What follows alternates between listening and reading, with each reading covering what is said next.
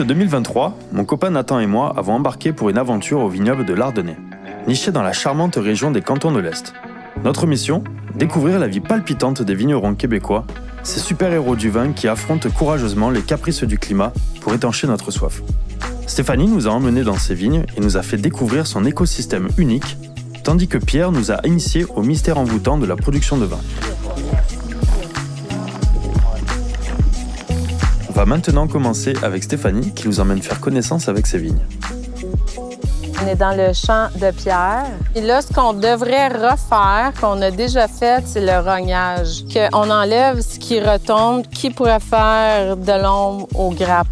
Ah ouais. Mais les feuillages ont déjà été faits parce que avant qu'on ait feuilles, ça, c'était recouvert de feuilles. Fait que ça consiste à enlever les feuilles du bas, les feuilles du haut. Parce qu'on veut que le soleil tape sur le raisin. Oui, puis aussi, la vigne est très sensible à l'humidité. Donc, on veut qu'il y ait une bonne aération qui passe. Mais on a aussi comme beaucoup de biodiversité. Fait qu'on essaie de faire un environnement qui va être propice à la santé de la vigne. On a des arbres, on a des oiseaux, on a des fleurs. Donc, on a ça, des insectes pollinisateurs, on a des cabanes pour les oiseaux, on a un dortoir pour les chauves-souris, on a 2 étangs, on a des pommiers, poiriers, cognaciers, cerisiers, on a un potager. On est chanceux d'avoir ça. Mais surtout, le but, c'est de faire du bon vin. Ultimement, là, tout cet amour et ce travail, c'est pour faire du bon vin. Si tu arrives à faire un bon raisin, ouais. Le vin va être bon. C'est clair. Ça, c'est vraiment très important, le travail. C'est très, très important. Oui, c'est de là que ça passe. Parce qu'on boit notre vin aussi, là, tu sais. Ah oui, votre vin? Ben oui, qu'on veut que ça soit le plus nature possible. Oui, exactement. Pierre dans le chai, toi dans les vignes, est-ce que c'est naturel ou... Tellement. Moi, j'ai travaillé en aménagement paysager. OK, t'as toujours aimé le côté... Toujours. Tu sais, à un moment donné, j'aurais aimé ça, partir un projet, avoir des serres. Ça a toujours été dans ma tête. Tu sais, les fleurs. Mon premier, j'avais un jardin communautaire sur le plateau Mont-Royal. J'avais 19 ans. Ça fait partie de mon ADN. Okay. Donc, c'était comme naturel que moi, je m'en vienne dans le champ. Puis Pierre, c'est quelqu'un qui est rigoureux. C'est parfait pour le chai parce que faut avoir une rigueur.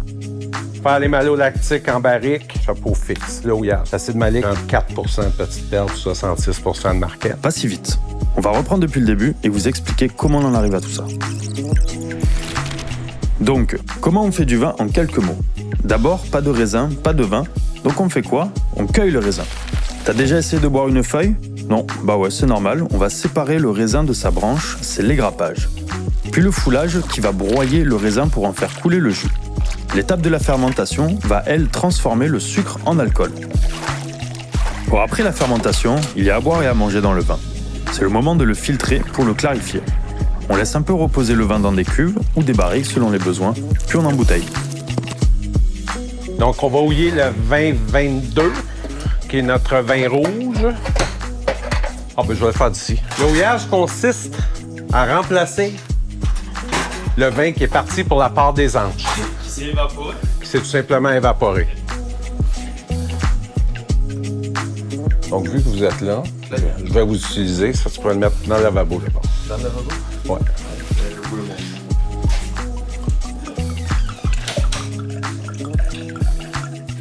Ça, c'est des houillages relativement légers à ce stade-ci. Au début, les premières semaines, on peut aller presque jusqu'à 2 litres par barrique par semaine qui vont tout simplement s'évaporer. Bon, la barrique en prend une partie, bien sûr. Ben, nous, on recherche 2 choses. Dans le cycle de ces barriques-là, on a une barrique qui est neuve. Et le reste, c'est des barriques qui ont 2 ans ou 3 ans de service. Donc, nous, on ne cherche pas la quête du goût de chêne. Bien qu'un peu de chêne nous fait plaisir, mais pas des grosses quantités. Ce qu'on veut faire, c'est arrondir, faire les malolactiques en barrique. Je vais vous expliquer c'est quoi la malolactique, qui est une deuxième fermentation qui se fait naturellement dans le vin. Et en goût, qu'est-ce que ça a? Puis, comme on dit, il y a une transformation de l'acide. Fait qu'on est moins sur l'acide primaire, donc ça va être plus long, plus complexe.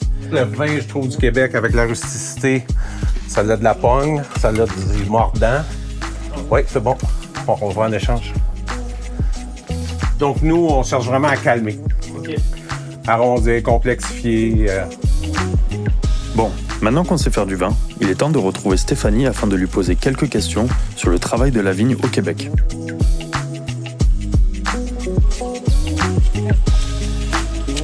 On connaît tous les vignobles mondiaux. Au Québec, c'est quoi les défis? Déjà l'hiver, qu'on doit protéger la vigne. Tu sais, nos vins, ils ont de la fraîcheur. Il y a des pays où il fait trop chaud. Malheureusement, eux autres ne sont pas capables d'aller chercher cette fraîcheur-là. Un lourd.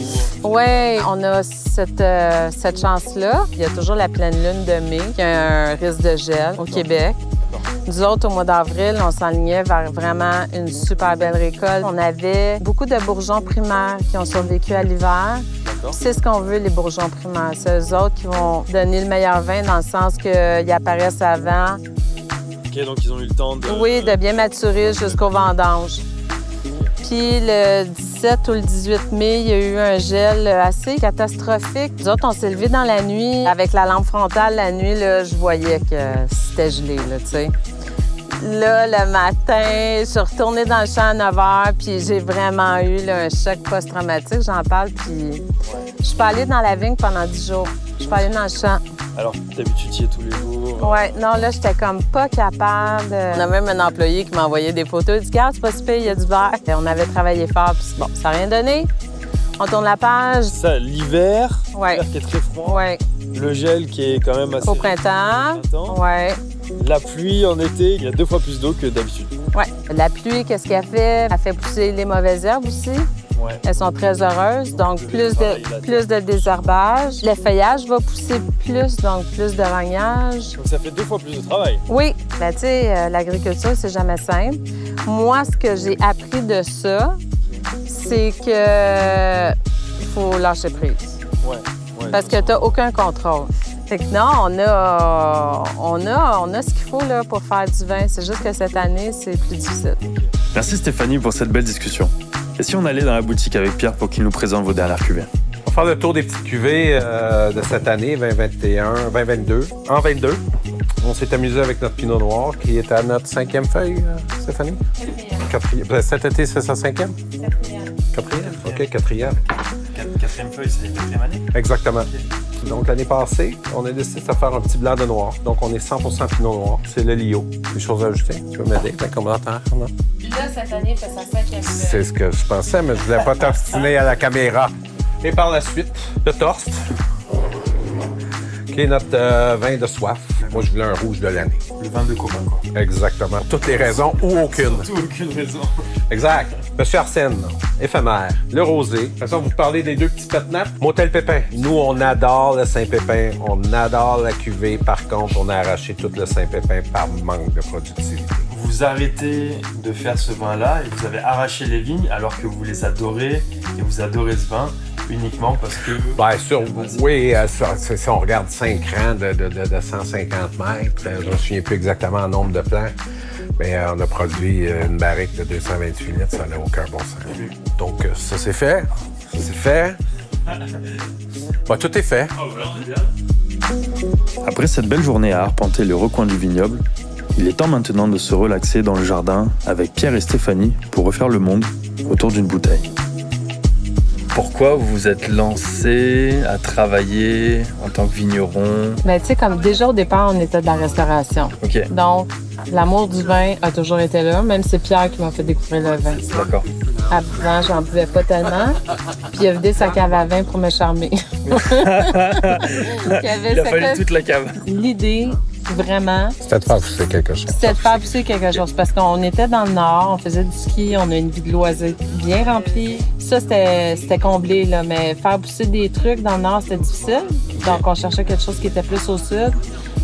Puis, on est tombé sur une annonce d'un Carrefour de l'Est qu'on a toujours aimé. On venait faire du vélo de route ici une fois par année. On est venu visiter, puis on a fait un offre. Il n'y a pas vraiment de Il réflexion. n'y a pas de réflexion. Pourquoi on fait du vin aujourd'hui? Aucune idée. Mais on reste des personnes passionnées. C'est clairement un coup de tête. Ouais. Parce qu'on a vendu le chalet, le motorisé, la maison, puis on a dit, c'est comme un chalet avec du raisin. Ça ne doit pas être si compliqué que ça. Réflexion faite, peut-être que si on y avait pensé, on ne l'aurait pas fait. Fait que c'est peut-être une bonne chose qu'on n'y ait pas pensé. D'accord. Puis, c'est comme le chemin qu'on a parcouru depuis les 7 dernières années, où on est rendu notre vin sur le marché. Je suis comme super contente. Mais Ouais. le refaire, Ouais. c'est quand même beaucoup de sacrifices parce que tu fais de l'agriculture, Ouais.